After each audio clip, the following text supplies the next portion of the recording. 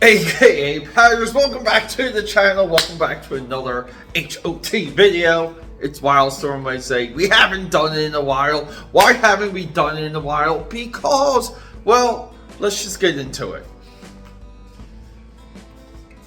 You guys know about my journey of Wildstorm Wednesday. It is well documented on this channel. Wildstorm Wednesday started as live Twitter feeds back in the day. I forget what app. You had to link Twitter with another app to live stream onto Twitter. Anyway, from that moment, and I'm pretty sure it started with Wildstorm's maybe 15th anniversary hardcover, I realized at that moment that I just didn't know enough about Wildstorm, and I really should, because when it comes to comic book mergers and acquisitions, M&A, that's the term. When it comes to that, we get time and time again, it happens, and then everything that's absorbed by the bigger company dissolves and gets broken off and just fades into forgetfulness. Wildstorm is the one exception for that. DC Comics is constantly trying, and Jim Lee, they're trying to reintroduce these characters, make them cool, make them hip, fold them into DC proper, and not make them a separate universe or a separate entity that would be like a part of DC publishing.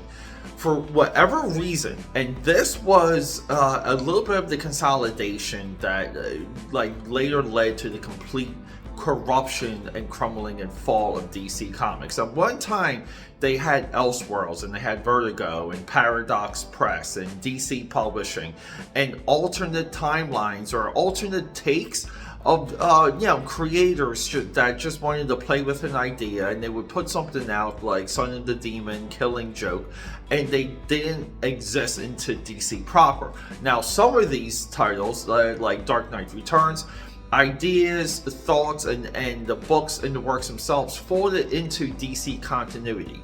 Everything I'm giving you is just larger, easy to follow examples. What we have here, though, we have the new Wildcats. We have the first two issues. As far as I know, I think issue 7 drops today. I believe maybe they killed Grifter, or maybe it's issue 6. Part of my Wildstorm Wednesday delays was really, I had to wait till I was in the mood to discuss the new Wildcats with you, because it really is... It proves a point that you can't just put everything together. You can't just mix things in a blender, pour it into a mold, and say DC Universe. Things have to be built and structured and almost programmed through a life cycle to know what works and what doesn't, to even fold into what we would call continuity. Now, keep in mind, we live in a zero continuity comic book environment. This is the biggest mistake DC and Marvel have been making for years now. DC is, and you'll see some of the ads in these books, they're stuck in this infinite, I guess pun intended there, infinite crisis event loop, where every crisis they have, or every event that they have, is called a crisis. And it's just, there's no meaning to crisis anymore. Crisis at one time meant something when DC Comics labeled a event or even a miniseries crisis. You were to pay attention to it, and it's just it's so frustrating throughout the year seeing this. And the point I'm getting at with the larger continuity creates incentives for us to make a time investment in regular comics, and we get payoffs now and down the road. That doesn't happen anymore. Everything I'm about to show you with these two issues of Wildcats, was I saying Stormwatch the whole time? I don't even know. Who cares? Everything I'm about to show you with these issues of Wildcats is it's bad. It's the reason why no one really cares about American comic books anymore. It's the reason why everyone's going to manga.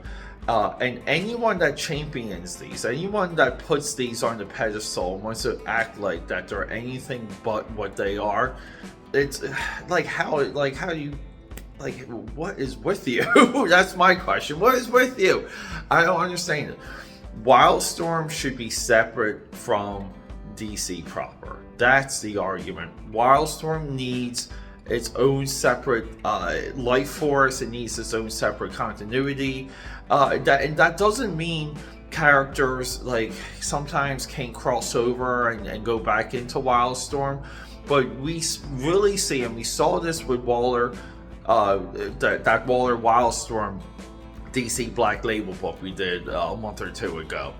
They don't know what to do with these characters going into DC Comics, or the DC universe. They really don't. They're clueless, and it's really frustrating because Wildstorm has militaristic superheroes with interesting powers, great designs, and names. Just names that we would like to see more of. Something like Backlash. Great effing name. Like, put that, whatever. Let's hit that drawing table. Let's do it. Alright, AKAPADers, get this trash artwork off of here.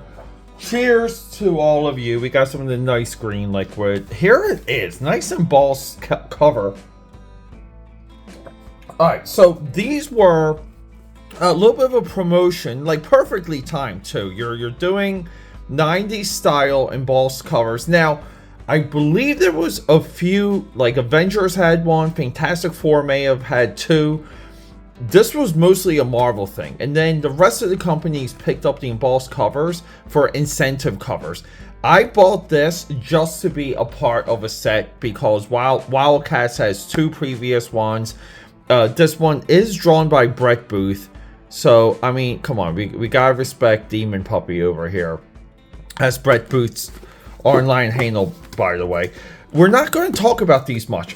What I want to say, just off the tip of my brain, I love the layouts. I love how the artist, Segovia, I don't even know his name. What's the guy's name? And I hate trying to find full names in DC sometimes. Where's our boy's name? Steven Segovia is, he's legit, okay? I'm not knocking his style, his approach. What I'm about to delve into is the feeling, the idea, the attitude, and what we're portraying, like the world that we're portraying these characters in. Now, all of these, everything I just said there, it's a creative decision, meaning the decision can go the other way, or this way, or that way. It can go any way. I do not like this Jim Lee cover. There's few covers Jim Lee has ever drawn. There's few things Jim Lee has drawn, period, that I'm not totally crazy about. This skull figure here, just so you know, is void. Okay? Essentially, it's void. Why can't we get an action cover? And why do we always use Ladytron? You know, the Ladytron era is really helped destroy Wildcats until later. We'll just say that. So let's just get into it. Deal with the flashback. Oh, by the way, Stargirl, legit series here. It's one of the best DC shows, period. And I don't watch a lot of like superhero shows. We deal with the origin of man. Something is left behind for a while. And then we jump to Grifter talking, and that brings us here now. See, so this is him narrating. And, you know, we have a little back and forth. We have Zillah here getting frustrated, basically slashing people. And we get more, like, silly Billy humor. You can tell by some of the interactions here, by some of the expressions. He shoots the scientist. She's like, great, you weren't supposed to do that. They teleport out, and as they teleport out, Nightwing and Batgirl crash through the sky window. Greetings, my friendly neighborhood terrorists. So, greetings, my friendly neighborhood terrorists. So, we're here to... What the hell happened? Like I said, these jokes... it sounds like you can't have jokes, but we're dealing with silly Billy humor. We have a revelation, the new Deathblow, talking to Zillah. We have our new... They're talking about Fairchild. What the heck is this guy's name? Malcolm. No. Now Malcolm, sorry, Merlot, right? Jacob Merlot. So, and we're in Halo. You know, Halo mostly dominant in Wildcats version 2, the Joe Casey run. His Halo work was great. Still not my version of Wildcats though. Yeah, and then we cut back to Grifter in Clark's Bar, or Cole Cash. I don't know. He's running something here. He says his name. He gets into a fight. Part of the dialogue here, or the narration, is that Cole Cash likes to be beat up first, because that's his fighting style. He likes to get hit first, and then he likes to react. People are sloppy when they start offensive rather than defensive. This is a caption by someone who's never been in a fight. There's something like, let me just go over here. Like, let me just see over here. All right, to prove my point, let me just introduce you guys to Charles Bukowski. Charles Bukowski. This is a book of his poems. You have to read Bukowski because this guy is an author, a poet, and he writes about fights a lot because he was a drunk and he had nothing but bar fights for like his entire adult life. Turning the page, Cole Cash gets in trouble. Essentially, they're like, he gets thrown in jail. You know, the little rich business guy. Look, Jacob Merlot needs to be drawn a certain way. This is just like a shrunk down. He needs to be figured out. Jim Lee even had trouble figuring him out back in the day. And we're in the digital age. Everyone's drawing digital. We can figure out a way to draw Jacob Merlot. But we have his bodyguard. Jacob Merlot's like, look, you cost me money. Blah, blah, blah, blah. Cole Cash, grifters, like, I have the ID badge. And then we cut to earlier, they were kind of discussing Fairchild. They're discussing Fairchild when they're coming out of the elevator. This is Fairchild. They set up the preeminent character in the Wildstorm universe as a lackadaisical slug that doesn't want to do anything. Again, we're cracking jokes here. They're under fire. Nothing is cool about this. She jumps up. Again, girl saved the day. Grifter, blah, blah, blah, blah, blah. Green Arrow shows up. We're not really sure why. So they go back and forth about Green Arrow. And Grifter's like, hey, permission to kill him. As if this version of Grifter could do anything against, like, any of the DC proper characters. And then we have the Owl people, and then the mysterious people disappear. We have the Court of Owls. Court of Owls versus Zealot and Grifter should be cooler than the Cucumber, the coolest thing on earth. But no, we get more stupid jokes, more stupid humor. They have to rescue Fairchild. Then they get teleported out. We're back at the hospital. Ladytron shows up. I don't get the Ladytron character. It's cool when Alan Moore's writing her, because whatever Alan Moore writes is cool. And then move on. Then we have a board meeting at Halo right here. Like, nice 3D graphic here though. Merlot's like, blah blah blah blah blah, you're doing this wrong, you're doing that wrong. One of the DNA guys gets shot with an ice gun. Cole comes in, cracks a couple jokes. You're sitting in my seat. It's just like we're not progressing the plot. Nothing fun, nothing exciting. Here's Void. This whole section here by Void relatively is the best of these two issues. Keep in mind, I had no desire to continue reading after issue 1. No desire. I was like, let me just give it another chance. This gives me zero hope. That's why I stopped buying it. That's why I stopped reading it. Merlot attempts to get assassinated through the actions of Cole Cash, aka Grifter. Zealot comes in. Great action sequence. She just kicks everyone's ass as she should. Isn't this stupid? This is what I was talking about in the intro. Why is Nightwing as a Christ figure floating in space? Who the hell read Dark Crisis? Look, Dark Crisis on Infinite Earths. Like, what the hell are we doing? Here's a group of characters I care nothing about. DC just sucks, man. Get some back and forth. Someone leaks some footage. So apparently Wildcats was seen in Gotham. So I don't know. Like, they don't tell you what issues those are in. So you might be curious about that. And then we have Jacob's Merlot's entire shtick at this point. And look, this is what I mean. He can't be a little human. You have to figure out the proportions, and you have to figure this stuff out. It just looks silly. It really does. But his whole position is like, look, we can't be covert anymore because Wildcats, covert action teams. Wildcats. They changed the acronym, right? They changed the acronym. Where did I see that? They changed the acronym somewhere. It's like Crisis something something. You know what? Not that it matters. It really doesn't matter. But he's like, we can't be covert anymore. Here's my team, and this is the same issue I had with the other Wildstorm book, that Black Label one, that Maina Waller one.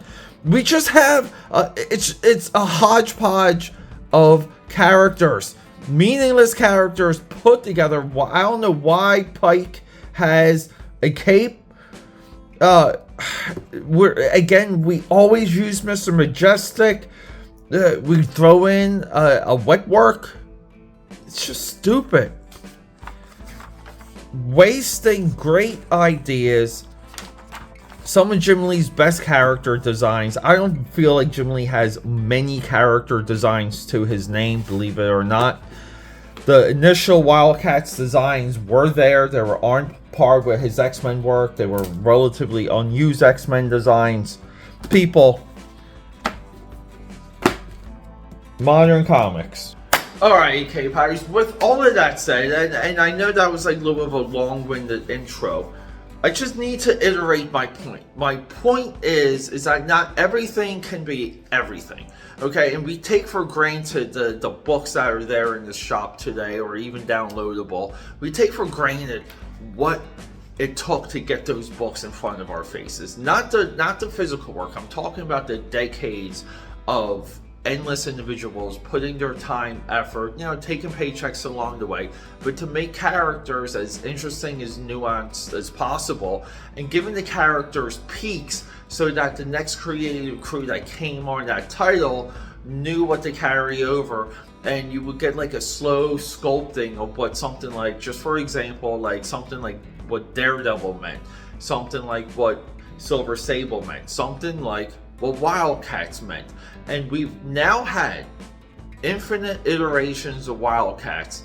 None of them outside of the original run are good or make any sense. Now you can argue that the Alan Moore, Steven Seagal Wildcats is a part of the 1 through 50 continuity, let's just say, but the 1 through 50 continuity, Jim Lee, Brandon Child to me is not he's a capable writer. He's a brilliant creator. I don't like that there's the K-fakers kind of crap on him, because he's done more for comics than they ever will. I mean, that's the honest truth. But it went from Jim Lee, Brandon Child, Jim Lee, James Robertson, and then we had so many wonderful artists along the way either start their careers, cut some of their teeth, and basically get introduced to drawing a superhero team book with Wildcats. And being able to draw a superhero team book monthly is one of the most challenging things any illustrator could do. This is really what Wildcats should be propped up as. That's what it should live up to. not this. Like, it's not comedy, it's not LOL humor. It shouldn't be disjointed. It should be a targeted mission, a targeted idea with some swerves along the way. That's nothing that we had here, and because of that, there's no time investment, and this is a point I will constantly make when it comes to continuity, because we're in an age now where continuity means nothing, and people have forgotten that everything was built off of continuity for a particular reason, because it rewards your time investment, and your time investment is code for money. Let's go, AKAPAD, subscribe, support, leave a comment. Wildstorm Wednesday, what can you do?